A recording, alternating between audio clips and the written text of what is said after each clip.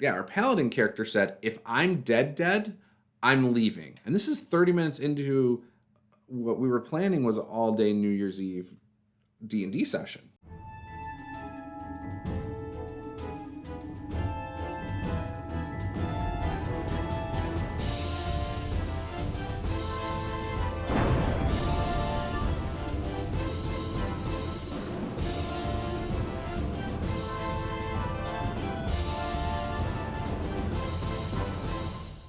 So if you've been following me for any amount of time, you've probably heard some tiny stories here and there about my family gaming group.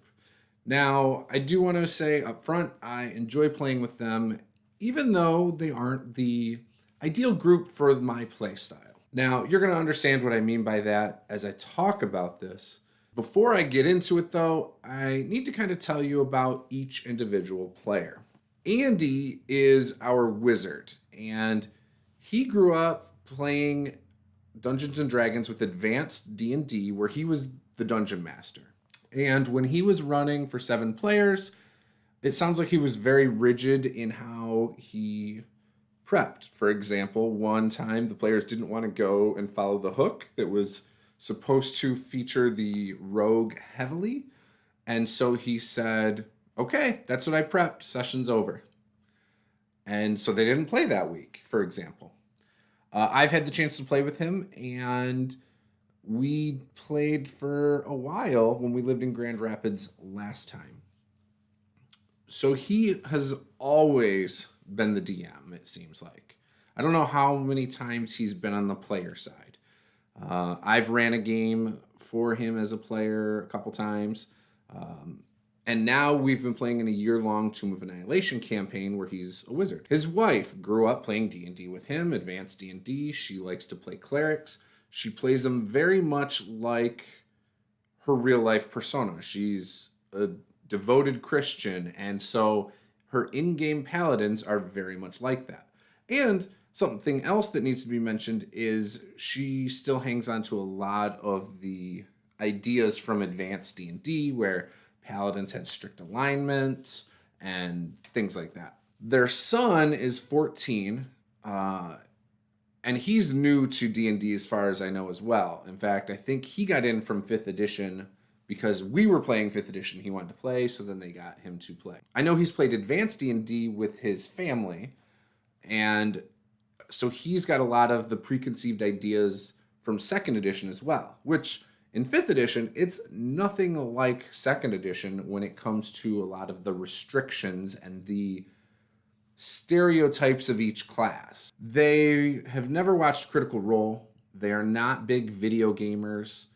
They're not big RPers. They'll RP, however, you don't get a sense for their backstories. You don't get a sense for who their characters are at all, other than knowing how their actions are. So, for example, our paladin will talk about not slaughtering defenseless creatures. Our wizard, we know he's very tactical. He plays him that way. But we don't know anything about our characters' backstories. Our former monk, their son, was very much I just want to fight things. I just want to run up and hit things. That's why I play this game. Didn't like social interactions. Didn't like figuring out puzzles. Gets bored, outwardly says he's bored if there isn't combat. Our wizard player tries to keep things moving on, which I do too. I like to keep things moving. If it's social encounter, great. I don't have a problem with that. But this group will sometimes talk strategy mid-combat. They'll try to tell each other what to do in situations and how to play their character in these situations. I'll sometimes say something, but I catch myself and then I'll be like, well, let them do what they want to do. And my wife will say the same thing sometimes. Our wizard will sometimes say the same thing, but then he'll be upset that like we climbed a wall and we're going to stealth and check something out or whatever. So there's a lot of metagaming in this group. And I've found myself in this group being more, I kind of fit in with their style a little bit, rather than playing how I would normally play, where I'll get into the RP a little bit and do some back and forth banner with characters. I find myself doing more like power gamey things at times or meta. And I'm really trying hard not to now that I've noticed it in the last couple sessions. I'm not as invested RP wise. However, I have noticed that our paladin, she is starting to role play a little bit more. We've had some in character back and forth, and that's not really something that happened in a lot of our earlier sessions or even our previous campaigns. It would be player to player talk rather than in character to in character talk. And if you've watched my live plays, you know I love when my characters RP together and talk in character and things like that. So with all of that, I am trying to figure out how to make it the most fun for them. And I'm just a player, but I will probably DM for them in the future. And we probably were really close to that happening after this last session. So we picked up from a previous session where we were in, it was Tomb of Annihilation. We were about to fight a Medusa. And I'm not going to ruin anything in the module or anything like that. But we had also rolled that we knew about Medusa. So we had come up with strategies at the end of the last session. And this is what we're going to do. And this is how we're going to execute it. And boom. So we sit down to play. And within 15 minutes, we are face to face with the Medusa. Out of nowhere, during the social aspect, the wizard decided to cast blindness on the Medusa, thinking if she's blind, she can't use her petrifying gaze on us. Now, that was not part of the plan, ever. I don't remember talking about using blindness. I do, however, remember saying that we were going to go in, we were going to kind of split up. I was going to stay blinded and near our monk using spirit guardians, because I was a Tempest cleric. I had 2 zombies under my control. They were going to be fighting the Medusa, and then our monk was going to deal damage. The idea was then that if the monk, because my eyes were closed, if the monk went unconscious or was petrified, I could either heal him, or I could use the beads, which only worked for me, that we got from these little stone creatures to, I think it was just greater restoration and some other stuff. But anyways, the DM decided it was only me who could use these beads. So that was the plan. And we did not stick to the plan at all. In fact, we all closed in and were attacking her. I was against the back wall, so I never even moved, but we all were attacking her. I still did the closed eyes and spirit guardians. I got hit like twice and was dropped. I had 34 max hit points, dropped instantly. Our monk on the first turn, he rolled really poorly and was petrified. And our paladin was dropped. So when this happened, our paladin character said, if I'm dead, I'm leaving. And this is 30 minutes into what we were planning was an all-day New Year's Eve D&D session.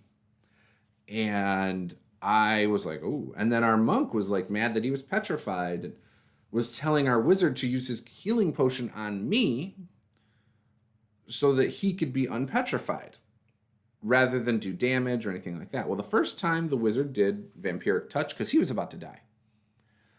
The second time which is right before me, I'm right after him, he decided to use the potion on the paladin. And I mean, as a player, I would totally do that because she just said, if I die, we're leaving. No more D&D today, basically. I will not roll up another character. He brought her back, so she got up.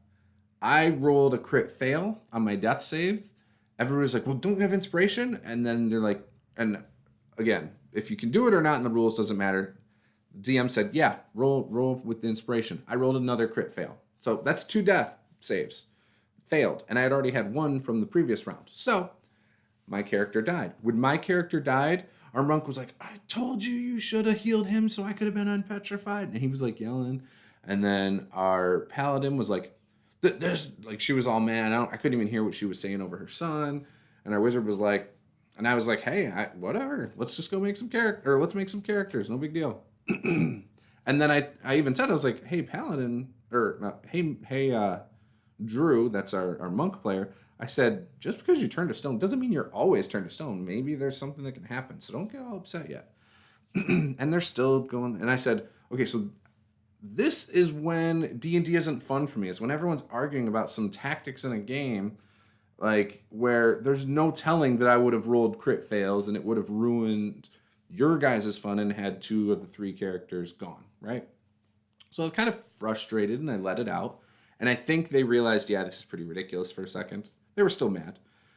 Started working on my new character. Our monk player he rolled a set of stats. They were bad. I think he had a 17 on the die and then had like a 12, 11, a 9, a 11 or something. Like just bad, right? But according to the book, you can then use either the standard array or a point buy. My wife said, yeah, if you want to use one of those other methods instead, that's fine. And then he was like, yeah, but then I won't have an 18, which means I won't have a 20 for attributes to start the game. And like, was like, so therefore I'm useless. I can't be any good. So then his mom is trying to tell him like, no, you could. And then my wife was like, why don't you just roll a whole nother set of stats, which they were better.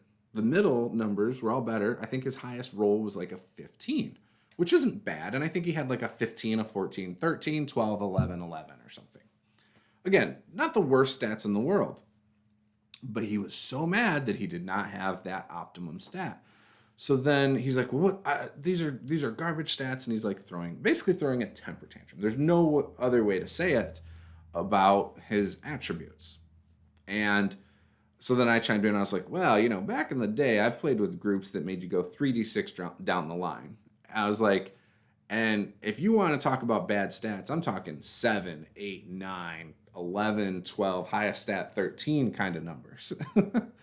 And then I was like, so you've got some options here. You got 2 stats that you had rolled, and then you've got either point buy or point array. That's not, I don't know why you're complaining about the stats. And even at one point, my wife said, we can probably figure out a way to bring the monk back. So again, that should have squashed the problem right there. And technically, my character still had the beads on them. The paladin had picked it up. And I believe that the DM was going to allow the paladin to use the beads on his monk. And him and his mother are arguing back and forth. And then he's like, well, which one's better? And I'm like, it depends on what you want. Do you want the stats that are more well-balanced? And he wanted to go between the ones he had rolled. I said, do you want the ones that are a little more balanced, or do you want the one that has one high stat and everything else is low? I was like, and he's like, well, then I can't do anything well, and I won't be good at anything. And I'm like, that's not true. So we're going back and forth on this. And this is a good 15, 20 minutes out here. Finally, my wife, who wanted to get the game moving along, told me and Drew to go inside and finish our character. Because we were doing it out here, and that was just the way it was. So we went inside, and I was able to calm him down and explain to him, like, this isn't, because he would be like, oh, I should do this then, and it's all based on second edition ideas and knowledge, right? And I said, well, it's not really like that in this edition. And no, you don't have to have minimum stats for these different classes. And, so then he's like, well, what would be a good way to go about having one good stat of a 20 and everything else being crap? I was like, there's plenty of classes that can be very useful with one good stat. You're probably going to want, and he probably could have, I probably should have told him to play like a heavy armor character so that he could be up front. But the thing I found out later on is he likes to do a lot of damage. And anyways, we ended up, he was thinking between a bard, and I went through all the classes and why they might be good with just one stat. And I didn't tell him what to do. I don't do that. I wasn't going to do that. I wanted him to make the decision and be happy with it. So he was between a bard and a rogue. And I said, I don't know if a bard is something you're going to want to play, because one of the things about him is he won't look up things in the book until the actual moment he wants to do it, or if the question comes up in play. And so he's not familiar with what his class can do. And when he was playing the monk, there were things that came up and he wouldn't look up like how the key points worked and how the different attacks and things like that worked. And so that, and I had even said before we come to this session, I was like, hey man, just read through your class like 2 times before you come next time. We're talking about like a 5 to 10 minute read at most, right? Didn't do it. And things had come up even in the Medusa fight where he looked things up at the moment he was going to do them. So we ended up making his rogue. And I was like, yeah, you get sneak attack damage. You can do a bonus act. Like, you have a lot of options that are simple to remember. Like, you can disengage, you can hide, you can do all this stuff as a bonus action. If you have advantage, you get sneak attack damage. If a character is within 5 feet of your enemy, you get sneak attack damage. With this assassinate skill, if you get to move before them, it's an auto crit. Like, all this stuff, right? And he was like, oh, okay, that sounds cool. And so then he's like, he made his character and came back to the game room, and I was a little bit after. And as soon as we came into the game room, he was like going off about how mad he was again. I was like, what? Like, complete 180. Like, what's going on here, right? So we start one combat, and he shoots an arrow, and I think he missed. But it was funny because a couple times before that, he got to roll stealth checks and rolled like a 30 and a 29 because of expertise. And everyone's like, how? Like, the other two are like, how are you getting these numbers? And so we explained expertise to them real quick. He was mad that his monk before could do more damage in his mind. You're talking about between 4 and 24 points of damage.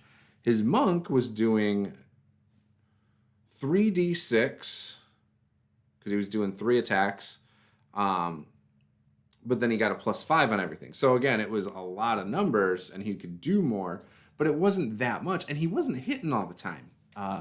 When we were doing it before, he was missing probably 1 or 2 every time. So it wasn't, and it is a big difference. Everyone knows monks deal a lot of damage, but as a rogue, especially if you crit, like, you're doing a ton of damage. And so anyways, he was a little frustrated about that and was complaining that he didn't get to do anything in combat when our wizard fireballed a bunch of ghouls and aghast. And I think I one time did 2 hits with a great axe for 2d12 plus 5 or 4 damage or something like that. And he was like, oh man, you're doing way more than me. It's like, well, yeah, I also rolled high stats. I rolled like a 17, 16, 15, blah, blah, blah. But again, so he's really worried and conscious about the damage rather than anything else in the game.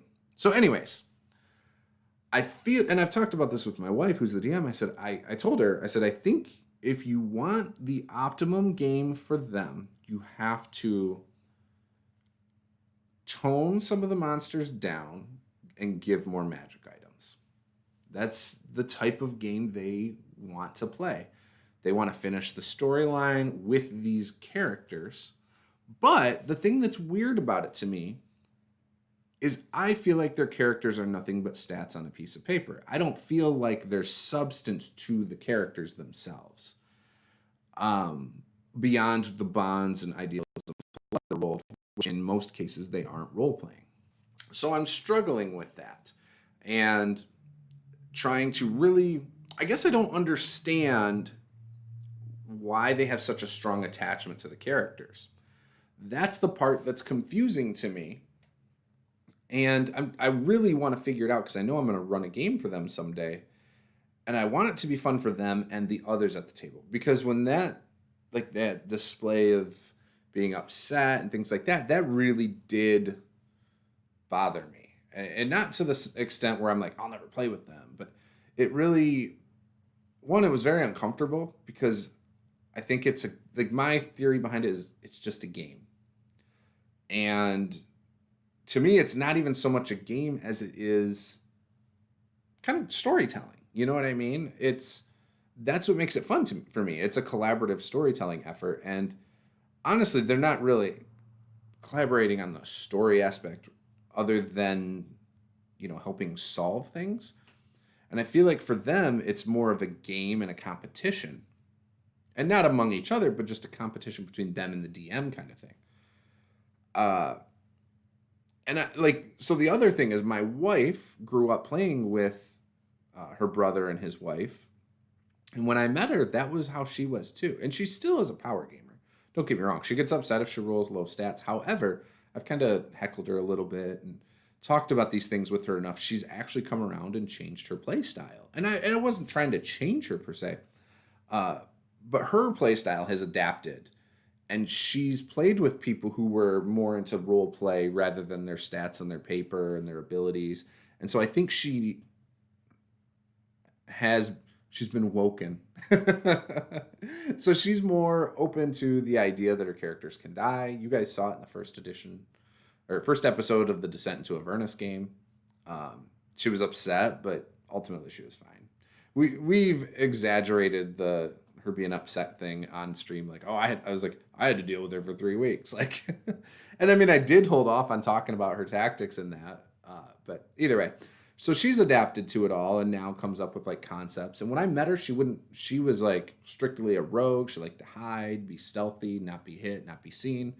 And now she's like, no, I like to play spellcasters. I know they're squishy, but I like to have options of different spells to do, whether it's to do damage or to use them in creative ways or to buff somebody.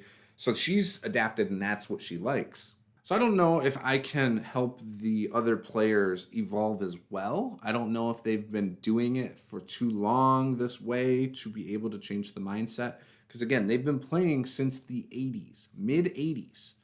At least our wizard is. Our cleric, I think, has probably been playing more since like early 90s, if I had to guess, but I could be wrong. So again, I don't know if that's something that can be changed. I don't know. I feel like they want to. When I went to Buffalo Wild Wings with our wizard and was talking to him, and he was like, I really admire that you didn't get upset. I don't know how you do that. Like, he's like, I don't think any of us understand how you can do that. And I mean, I think one time I've been mad about a character death. But other than that, it's like, it happens, and I've been like, oh, damn, I should have done something different. But it happens. Characters die. In Tomb of Annihilation, they don't come back. So I don't know. I don't know how to fix it. I don't know if it is something that can be fixed or if it's something that needs to be worked around. I have suspicions that the wizard, when he DMs, fudges dice rolls so characters don't die. And I think in part because of that, that might be why some of the characters are very upset if their character dies. I don't fudge rolls. Obviously, I've killed 3 characters in the last few months. My wife's character, Luke's character, both in Descent into Avernus, and I killed, what was his name? Scale was the character's name in my Islands of Thakos game. So if I run a game for them again, I will probably end up killing characters, and they will get upset. And maybe that's good. Maybe they need characters to die. I don't know. But I want it to be fun for everybody. And I don't want it to be easy necessarily. Because again, that's not necessarily fun for me. Because then it's basically writing a book and here's a book. Why don't you just go read it? Here, I'll incorporate your character exactly how you envision them into my book I'm writing. So yeah, I would love your feedback. This is important to me. I am having a hard time wrapping my head around this. And again, it's got to be fun for everybody. It has been fun. I've enjoyed our Tomb of Annihilation game. I look forward to it every time we're going to play. I think we're playing again, not this weekend, but next weekend. And I just hope that when we play, maybe as the more we play, the more we will be more in sync with these things. Because it's Tomb of Annihilation. I think more people's characters are gonna die. We're only 6th level. I know there's really hard stuff in this campaign, and I don't know if I can deal with the temper tantrums and fighting about character death, because you have to assume that risk when you play D&D, and it feels like they don't assume that risk and maybe they take it too seriously from a game standpoint. Because so shortly after we did that, we were playing Bears versus Babies, which is an 8-and-up-year-old game, and there was a point where some cards were played by our paladin, or I'm sorry, where she had said, "Hey, provoke," because that basically starts a combat thing in there, and she wasn't paying attention to the fact that I had a multicolored piece that added to my number.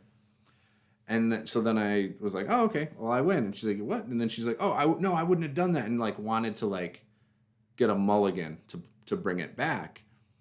And I was gonna say okay, but then she's like, "We don't play hardcore in my house," which I know is not true. Her house is very hardcore when it comes to games, as evidenced by our D&D experiences and other things I've seen. And maybe the very first time, I don't know. But either way, so then she was like, "I'll never play this game again. I don't like this game." And it's like, you don't like this game because you made a mistake. And like, technically, I was going to let her pull back her action. Like, I don't care. But when she made a big deal about it, like immediately, like there was no pause or anything. That's when I was like, no, like whatever. I won. I won this round. And I ended up winning the game by 1 point. And there were 2 people that were within 2 points of me. But that was a fun game. I actually liked that game. So anyways, and they don't like losing. In that family, I've noticed if there's a game that one of them feels like they are not good at, they won't play that game at all. Like, they just don't do it. So I don't know. It is what it is, right? You know, I'm going to have to decide, do I still want to play like this? And the answer is yes, I do. I like playing with them. It's something to do with them that we all enjoy. But do I change my style if I'm running a game? Does my wife adapt her style running the game? Do we cater the game around them to provide a more fun experience for everyone? Because I'll admit, if it was easier and we all were not yelling or arguing or whatever you want to call it, it probably would have been more fun. Do we do weak dungeon crawls? Because that's the other thing that would have made it probably more fun for the one player who threw a temper tantrum. Now with him, I think he's young enough we can help him change at least his D&D play style. But I don't know. So again, I'd love to hear your comments below. If this is your first time here, smash that subscribe button, hammer that like button, and we'll see you guys next time. This is Master of the Game. I am Juice. Game on.